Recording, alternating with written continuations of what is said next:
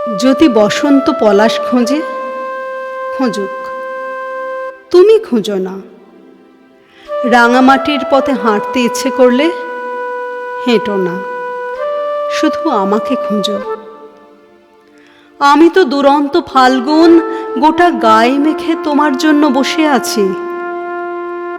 মনে মনে মাদল বাজাচ্ছি আর গোধূলির রং দেখছি দিগন্তে। যদি বসন্ত তোমাকে ডাকে, ডাকুক, তুমি যেও না। আঙুল ছুঁতে ইচ্ছে করলে ছুঁয়ো না, কথা বলো না, শুধু আমাকে ছুঁয়ো। আমি তো পাতায় পাতায় লুকিয়ে রেখেছি সব ঢেউ, দ্বীপ, দ্বীপপুঞ্জ। গহন অরণ্য হয়েছি, কুয়াশায় সেজেছি কখনো।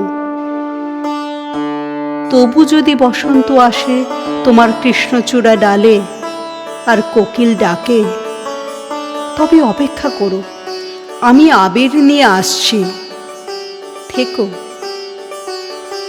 নিজেকে দেখাতে গিয়ে শুধু তোমাকেই দেখছি এই বসন্ত সন্ধ্যায়। সমস্ত আড়াল, অভিমান, সমস্ত সীমারেখা উপেক্ষা করে আজ তোমারই সামনে এসেছি। এই আনমনা মন, মনের ভেতর তরঙ্গ, এই ভ্রুভঙ্গি, এই ঠোঁটের উচ্চারণ, সব যদি আলাদা মনে হয়, এসো, তাহলে স্পর্শে বুঝি দুরন্ত অস্থিরতা। এসো, ক্রমাগত আঁকড়ে ধরি আর ক্রমাগতই বাঁচার চেষ্টা করি।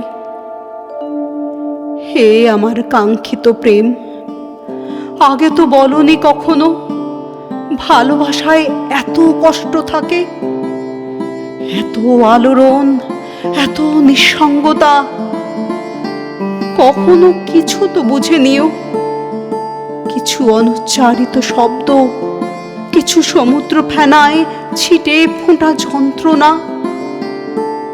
বুঝে নিও আজ পূর্ণিমা নাকি অমাবস্যা, আকাশে চাঁদ আছে কি নেই, কিচ্ছু জানি না আমি, শুধু বসন্ত জানি, আর জানি তোমাকে। তাই তো তোমারই সামনে এসেছি, তোমাকেই দেখছি, দেখছি ভরসার মতো করে, কান্নার মতো করে, স্পর্ধার মতো করে, ইচ্ছের মতো করে, শুধু তোমাকেই দেখছি।